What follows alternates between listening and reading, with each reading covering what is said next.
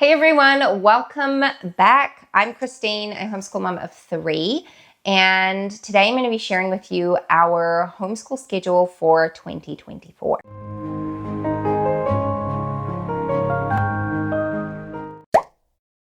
It is the new homeschool year. We've started our homeschool and things are a little bit different for us this year.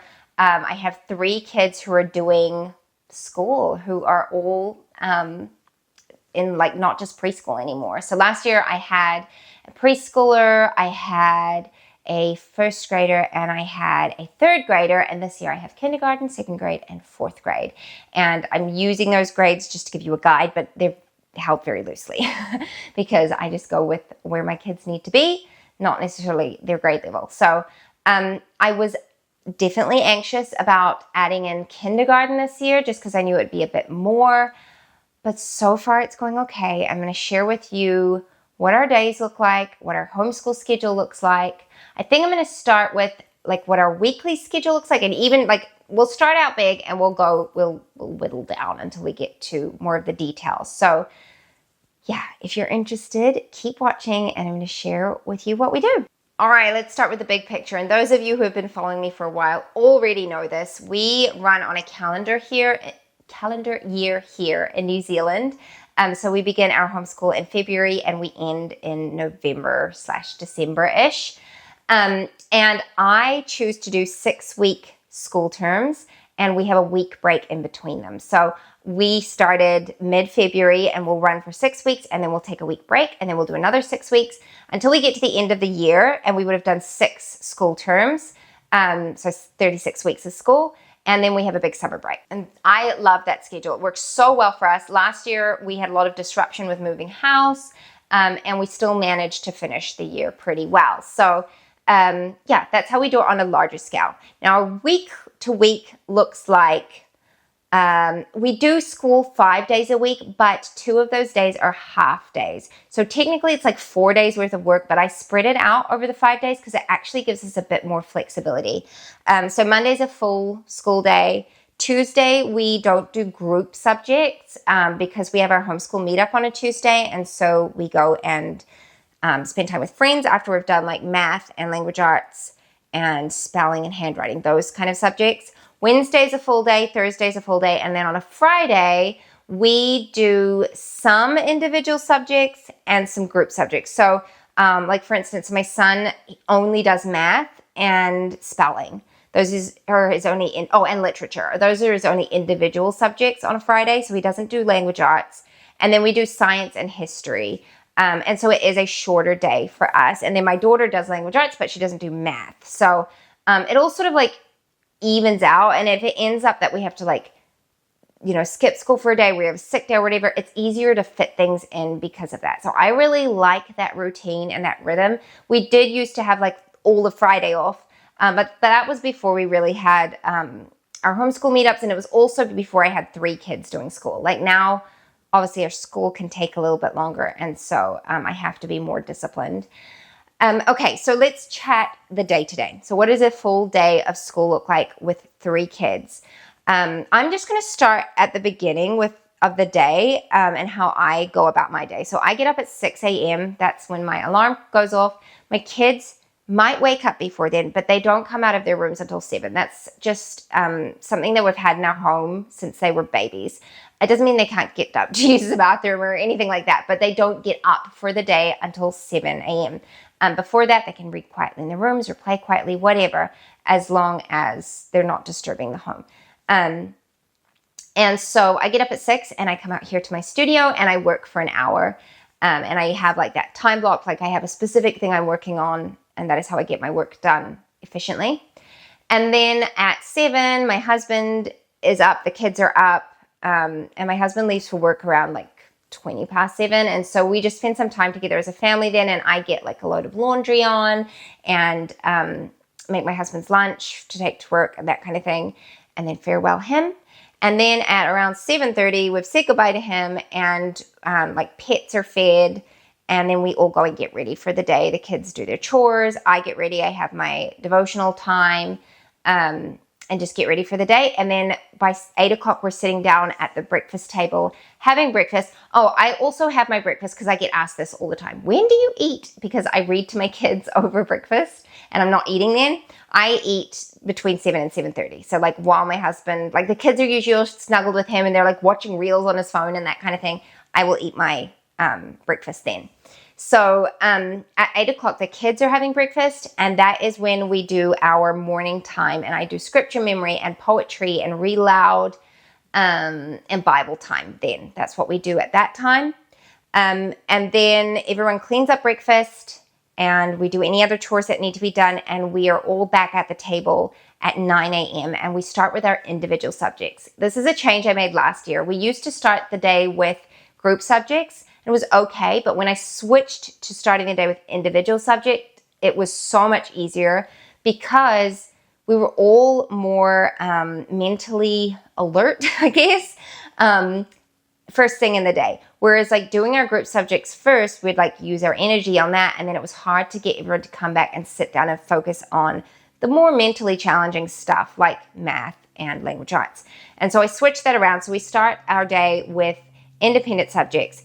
And I have my 2 older kids work on their independent work that they don't need me for so much while I'm working with my kindergartner. So I will do her language arts and math with her lessons and her workbooks. It's very short. Like each thing is like 10 minutes to do either of those, if that. Sometimes it's only like 5 minutes. So she's doing very simple work, and I do that with her. And then I'll set her up. She's got like a little handwriting book that she loves to do. So I'll set her up with that and then tell her she's allowed to go play after that point. And then I move over to my big kids, and I just go between them, and we get their language arts and their math lessons done. And that is a bit of a juggling act. Like it definitely, because every lesson's different and I have to like kind of feel out how they're doing. But I work on that. And then my goal is to be done by about 10 a.m. So from 9 to 10, we're working on individual subjects with all 3 kids. Sometimes we go a little bit over that, and that's okay. And if I find my kids are just fatigued, sometimes I'll leave things for after our morning tea break. So we're usually done by about 10 a.m. Then we break for, honestly, it's usually about half an hour to go and have run around. They go play, they have a snack, I have a break, and I like hang out the washing, and we'll do some chores. And then I get all, like I tidy up, and then I set out the next set of books that we need to do. And so in that second half, I will get my kindergartner back, and that is when I sit down and do her sunlight books. So we'll sit and read together. And my older 2 will go do their literature reading, and anything that they had left over from the morning. So say, I'll quickly mark their math work. Say they had some things they needed to correct. I'll get them to do that then, or just anything they didn't finish. They'll work on that while I'm working with her. And then once I'm finished reading with her, we all sit down together and do our group subjects. So that's history and science, and sometimes morning virtues, which is like picture study and composer study and things like that. So that's when we'll sit and do history together. My youngest often will not sit in on that. She'll just go play, and that's totally fine. And science, both of those don't take very long. And then morning virtues often includes a read aloud, and we like sing a hymn or do folk song. Depending on the day, we'll listen to composer. Like if it's a composer day, then I will have the music playing while I'm reading aloud. If it's picture study, we'll sit and do the picture study together. And then I will do their individual reading with me. So both their language arts, they have to read with me daily. And so usually one kid has something that they need to do, and I'll get them to do that while I'm reading with the other kid. But if they don't, they're allowed to go play with the understanding they need to come back when mom calls them. And so, yeah, I'll sit and do that, and I just tag team with the 2 of them. And then we're usually always done by lunchtime. That is a full school day for us. We're finished by 12 p.m. Very rarely will we go over that. And then depending on the day of the week, so only 2 days a week now we have to go out to town, which is so good. So on a Tuesday, we don't do our group subjects. So we just do individual subjects on a Tuesday morning. We try and start early and get those out of the way. And then we head off to our homeschool meetup, and that's just fun day. Wednesdays, we have extracurriculars. My one daughter is doing art classes this year, and my other is doing ballet. And so we do a full day of school, and then in the afternoon, we head off to do those. That's our one very busy day because we don't get home till dinner time, so I have to make sure I have like food in the slow cooker, that kind of thing. My son this year is doing mountain biking with his dad, so he's not enrolled in any kind of activity, but my husband is taking him mountain biking at least once a week, and his uncles have mountain bikes too, so it's like a really fun activity for them to do together. I just could not find an activity that worked with our schedule for him, and one that he had a really keen interest in, and he was very keen to go biking and do more with his dad. And so I was like, you know what?